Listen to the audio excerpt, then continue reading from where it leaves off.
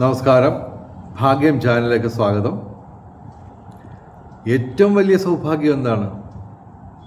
ആരോഗ്യമായിട്ട് ഇരിക്കുന്ന സമയമാണ് ഏറ്റവും ഭാഗ്യമുള്ള സമയം എന്ന് പറയുന്നത്.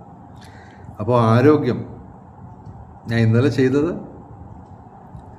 ആഹാരവുമായിട്ട് ബന്ധപ്പെട്ടാണ്. അതിൻ്റെ ഒരു രണ്ടാം ഭാഗം എന്ന് വേണമെങ്കിൽ ഇതിനെ വിശേഷിപ്പിക്കാം. ഇന്നലെ 16 മിനിറ്റ് ആയപ്പോഴത്തേക്ക് എനിക്ക് നിർത്തേണ്ടി വന്നു. അപ്പോൾ ഏറ്റവും പ്രധാനപ്പെട്ട ഒരു കാര്യം, ആരോഗ്യമായിട്ട് ബന്ധപ്പെട്ട് ഏറ്റവും പ്രധാനപ്പെട്ട ഒരു കാര്യം ഇന്നലെ പറയാൻ എനിക്ക് സമയം കിട്ടിയില്ല. അതാണ് ഇതിനകത്ത് പ്രധാനമായിട്ടും പറയുന്നത്. ഓക്കെ, അത് ഏറ്റവും ഒടുവിൽ പ്രധാനമായിട്ട് അവസാനം പറയാം.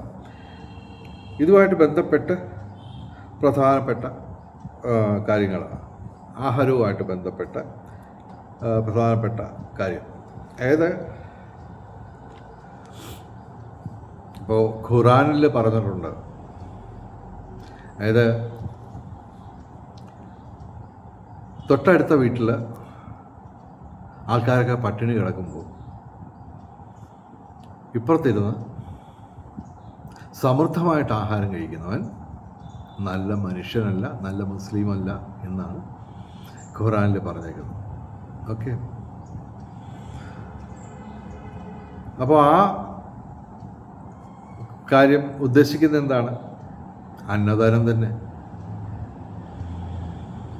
അന്നദാനം ഇപ്പോൾ നിങ്ങളൊക്കെ ഞാൻ പറയുന്നു, 1,00,000 രൂപ ചിലവാക്കി എല്ലാ ദിവസവും അന്നദാനം നടത്തുകയാണ്. ഇതൊന്നും അല്ല ഞാൻ പറഞ്ഞത്, തമാശ പറഞ്ഞതാണ്. ഒരാൾക്ക് ഒരു ചായ വാങ്ങിച്ചു കൊടുക്കുന്നത് തന്നെ അന്നദാനമായിട്ട് കൂട്ടാം. അത് ആരോഗ്യവും സമ്പത്തും വർദ്ധിപ്പിക്കുക തന്നെ ചെയ്യും. ഓക്കെ, അപ്പോൾ അതിൻ്റെ അളവ് എത്ര വേണമെങ്കിലും ആവാം. നമ്മുടെ കഴിവിനനുസരിച്ച് അന്നദാനം ചെയ്തുകൊണ്ടേയിരിക്കുക. പറ്റുമെങ്കിൽ എല്ലാ ദിവസവും ആർക്കെങ്കിലും ഒരാൾക്ക് ചായക്ക് വളരെ വിലക്കുറവാണ്. 10 രൂപയുടെ ചായ 20 രൂപ വരെ ആയിട്ടുണ്ട്. ഓക്കെ, ഇനി അത് 100 രൂപ ആവുന്നത് നമുക്ക് ആകരുതെന്ന് നമുക്ക് പ്രാർത്ഥിക്കാം. ഓക്കെ, ഏതാണ്ട് 12 രൂപ 15 രൂപയൊക്കെയാണ് പൊതുവേ എല്ലായിടത്തും ഇപ്പോൾ ചായയുടെ വില. ചിലയിടത്ത് 10 രൂപ തന്നെ തുടരുന്നുമുണ്ട്. ചിലയിടത്തൊക്കെ 5 രൂപയ്ക്ക് ചായ കൊടുക്കുന്നുണ്ട്, വളരെ അപൂർവമായിട്ടുള്ള സ്ഥലം. അപ്പോൾ ഈ ചായ മേടിച്ചു കൊടുക്കുക മാത്രമല്ല, ഒരാൾക്ക് പറ്റുമെങ്കിൽ ആഴ്ചയിൽ ഒരാൾക്ക് നമുക്ക് ഒരു നേരത്തെ ആഹാരം സ്പോൺസർ ചെയ്യാം, അന്നദാനം ചെയ്യാം.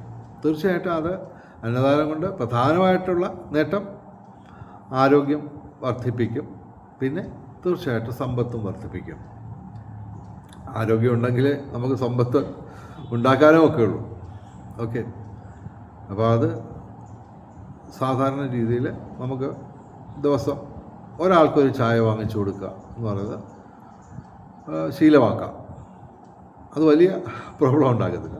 പിന്നെ പറ്റുമെങ്കിൽ ആഴ്ചയിലൊരിക്കൽ ഒരാൾക്ക് ഒരു നേരത്തെ ആഹാരം സ്പോൺസർ ചെയ്യാം. ഓക്കെ, പിന്നെ അത് തന്നെ നമ്മൾ ഈ കാണുന്നവർക്ക് എല്ലാവർക്കും ചായ മേടിച്ച് അന്നദാനം നടത്തുന്നതല്ല, മറിച്ച് ഒരു തവണ ഒന്ന് ചെയ്തു നോക്കുക. നമുക്ക് ഏതെങ്കിലും തരത്തിലുള്ള നേട്ടം ഉണ്ടാകുന്നെങ്കിൽ അയാൾക്ക് തന്നെ പിന്നെയും കൊടുക്കുക. അങ്ങനെ ഒരു ശീലം ഉണ്ടാക്കിയെടുക്കുക. പിന്നെ തീർച്ചയായിട്ടും ഭിക്ഷക്കാർക്ക് ആഹാരം കൊടുക്കുക. ഇപ്പോൾ എൻ്റെ അച്ഛനും അമ്മയൊക്കെ നിരീശ്വരവാദികളായിരുന്നു. എന്നിട്ടും ഈ പറഞ്ഞ വീട്ടിൽ നിരവധി പേര് പ്രത്യേകിച്ച് ഇവിടെ ഞങ്ങളുടെ വീട്ടിൽ ഏതാണ്ട് തൊട്ടടുത്താണ് അമ്മച്ചി വീടെന്ന് പറഞ്ഞാൽ വളരെയധികം പ്രശസ്തമായിട്ടുള്ള നൂറ്റാണ്ടുകൾ പഴക്കമുള്ള ക്ഷേത്രം അമ്മച്ചി വീട്. ഓക്കെ, അവിടെ കേരളത്തിൽ പ്രത്യേകിച്ച് ഈ തെക്കൻ കേരളവുമായിട്ട് ബന്ധപ്പെട്ട് നിരവധി ആൾക്കാർ, എത്രയോ സ്ഥലങ്ങളിൽ നിന്ന് ആൾക്കാർ വരുമായിരുന്നു. ഇപ്പോഴും അങ്ങനെയൊക്കെ തന്നെ. അപ്പോൾ അവിടെ വരുന്ന ചില ആൾക്കാർ വളരെ പാവപ്പെട്ടവർ ഞങ്ങളുടെ വീട്ടിൽ വരുമായിരുന്നു. ഓക്കെ. അപ്പോൾ അവർക്കൊക്കെ ആഹാരത്തിന് വേണ്ടി വരാറുണ്ടായിരുന്നു. അമ്പലത്തിൽ വരുന്നവർ മാത്രമല്ല, മറ്റു പല നിരവധി ആൾക്കാർ സ്ഥിരമായിട്ട് പാവപ്പെട്ടവർ, വളരെ പാവപ്പെട്ടവർ, പ്രത്യേകിച്ച് വയസ്സായ ആൾക്കാരൊക്കെ ഞങ്ങളുടെ വീട്ടിൽ വരുമായിരുന്നു. അമ്മ വളരെ സന്തോഷത്തോടെ അവർക്ക് ആഹാരം കൊടുക്കുക. ചിലരൊക്കെ സ്ഥിരം ഞങ്ങളുടെ വീട്ടിൽ നിന്ന് ആഹാരം കഴിക്കുന്ന ഒരു രീതി ഉണ്ടായിരുന്നു. ഓക്കെ, അത് തീർച്ചയായിട്ടും ഇപ്പോൾ നമുക്ക് നമ്മുടെ ആരോഗ്യവും സമ്പത്തും ഒക്കെ വർദ്ധിപ്പിക്കുക തന്നെ ചെയ്യും. ഓക്കെ, അങ്ങനെയൊക്കെ ചെയ്യാൻ ശ്രമിക്കുക. ഓക്കെ, അപ്പോൾ ഞാൻ പ്രധാനമായിട്ടും ഇതിനകത്ത് പറയാൻ ഉദ്ദേശിക്കുന്നത് പറയാം. അതായത് ഒരു പ്രത്യേക ക്ഷേത്രത്തിൽ നിന്ന് ഒരു പ്രത്യേക പ്രസാദം കിട്ടും. അത് നമ്മൾ ഒരു ദിവസവും ഒരു 1/4 സ്പൂൺ കഴിക്കാം. 1 സ്പൂണെന്ന് ഞാൻ പറയുന്നില്ല, ഒരു 1/4 സ്പൂൺ ഈ പറഞ്ഞ പ്രസാദം കഴിക്കാം. ലിക്വിഡാണ്. ഓക്കെ, അപ്പോൾ അത് വിശ്വാസത്തോടെ, അടിയുറച്ച വിശ്വാസത്തോടെ നമ്മൾ ആ പ്രസാദം സേവിക്കുകയാണെങ്കിൽ നമുക്ക് ആരോഗ്യവും ഭാഗ്യവും സമ്പത്തും എല്ലാം വർദ്ധിക്കുമെന്നാണ് വിശ്വാസം. പക്ഷേ ഒരു കണ്ടീഷനുണ്ട്, അടിയുറച്ച വിശ്വാസത്തോട് വേണം അത് ചെയ്യാൻ. അത് ഒരു എണ്ണയാണ്.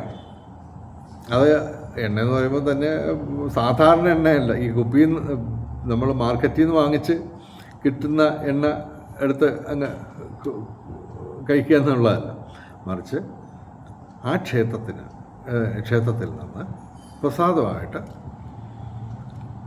ഒരു തരം എണ്ണ കിട്ടും.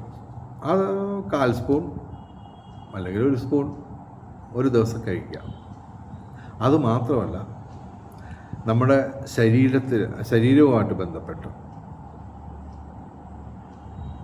ഇപ്പോൾ കാൽമുട്ടിന് വേദനയാണെങ്കിൽ നമ്മൾ ആ എണ്ണ മുട്ടിൽ പുരട്ടുക. വിശ്വാസത്തോടെ വേണം, എങ്കിലേ കാര്യം നടക്കത്തുള്ളൂ. നിരവധി പേർക്ക് അനുഭവങ്ങളുണ്ടായിട്ടുണ്ട്. ഇപ്പോൾ കാൽമുട്ട് വേദന മാത്രമല്ല, ശരീരത്തിൽ ഇപ്പോൾ ഹാർട്ടുമായിട്ട് ബന്ധപ്പെട്ട് എന്തെങ്കിലും പ്രോബ്ലം ഉള്ളവർ കുറച്ച് എണ്ണ എല്ലാ ദിവസവും ഈ ഇടനെഞ്ചിൻ്റെ ഈ ഭാഗത്ത് പുരട്ടുക എല്ലാ ദിവസവും. ഓക്കെ, അത് പക്ഷേ അടിയുറച്ച വിശ്വാസത്തോടു കൂടി തന്നെ ചെയ്യണം. അങ്ങനെ ആണെങ്കിൽ നിങ്ങളുടെ ശരീരത്തിൽ എവിടെ ഈ രോഗങ്ങൾ വന്നാലും അത് ശമിക്കുമെന്ന് മാത്രമല്ല, ചിലർക്കൊക്കെ അടിയുറച്ച വിശ്വാസത്തോടു കൂടി അത് ഈ പുരട്ടുകയും മറ്റുമൊക്കെ ചെയ്യുകയാണെങ്കിൽ തീർച്ചയായിട്ടും അത് സമ്പൂർണ്ണമായും ശാശ്വതമായും പരിഹരിക്കപ്പെടും എന്നാണ് ഒരുപാട് പേരുടെ അനുഭവം. ഇത് ഏകദേശം ചിലർക്കൊക്കെ ഇത് ഊഹിച്ച് മനസ്സിലാക്കി കാണും ഏത് ക്ഷേത്രമാണ്. സംശയമൊന്നും വേണ്ട, നമ്മുടെ ഗുരുവായൂർ അമ്പലം തന്നെ, അവിടെ ആടിയ എണ്ണ എന്ന് പറഞ്ഞൊരു സംഭവം കിട്ടും. ഓക്കെ, അത് ഒരു 1/4 സ്പൂൺ അല്ലെങ്കിൽ 1 സ്പൂൺ ദിവസവും കഴിക്കുക. പൊതുവെ നിങ്ങൾക്കുള്ള അനാരോഗ്യം പൊതുവെ മാറിക്കിട്ടും. അത് മാത്രമല്ല, ഇപ്പോൾ കാൽമുട്ടിന് വേദനയാണെങ്കിൽ അവിടെ ഇത് പുരട്ടുക. പക്ഷേ അടിയുറച്ച വിശ്വാസത്തോടു കൂടി തന്നെ ചെയ്യണം, അത് നിർബന്ധമാണ്. ഓരോ നിമിഷവും ഗുരുവായൂരപ്പനെ സ്മരിച്ചുകൊണ്ട് നമ്മൾ ഉണർന്നിരിക്കുന്ന 16 മണിക്കൂറും നമ്മൾ ഈശ്വരനെ ഭജിക്കുക, ഈശ്വരനെ ഭജിച്ചുകൊണ്ട് കർമ്മങ്ങൾ അനുഷ്ഠിക്കുക. ഓക്കെ, അപ്പോൾ ഈ ആടിയ എണ്ണ കഴിക്കാം. പൊതുവിൽ ഇതാണ് ആരോഗ്യവും സമ്പത്തും വർദ്ധിക്കും. അത് കൂടാതെ കാൽമുട്ടിലാണ് വേദനയെങ്കിൽ അവിടെ പുരട്ടുക. ഹാർട്ടിൻ്റെ അസുഖമുള്ളവർ ഈ ഹാർട്ടിൻ്റെ പുറത്ത് നെഞ്ചത്ത് ഇടനെഞ്ചിൽ ഹാർട്ട് ഇരിക്കുന്ന ഭാഗത്ത് എല്ലാ ദിവസവും പുരട്ടുക. ഓക്കെ, തീർച്ചയായിട്ടും നമുക്ക് രോഗശമനമുണ്ടാവും. അത് പക്ഷേ ഒരു കണ്ടീഷനുണ്ട്, നമ്മൾ അടിയുറച്ച വിശ്വാസം, അതാണ് ഏറ്റവും പ്രധാനം. ഗുരുവായൂരപ്പന് മാറ്റാൻ അറിയാമല്ലോ, ഇത് അത്യാവശ്യം വൈദ്യമൊക്കെ ചെയ്യുന്ന ഒരു രോഗശമനം നടത്തുന്ന ഒരു ദൈവമാണ് ഗുരുവായൂരപ്പൻ. അറിയാമല്ലോ, പലരുടെയും പ്രശസ്തരായ പല പുണ്യാത്മാക്കളുടെയും വാദം മാറ്റിയ ആളാണ് ഗുരുവായൂരപ്പൻ. ഓക്കെ, അപ്പോൾ അങ്ങനെ നിരവധി കാര്യങ്ങളുണ്ട് ഗുരുവായൂരുമായിട്ട് ബന്ധപ്പെട്ട്. അപ്പോൾ തൽക്കാലം ഈ വീഡിയോ ഇവിടെ അവസാനിപ്പിക്കുന്നു. എല്ലാവർക്കും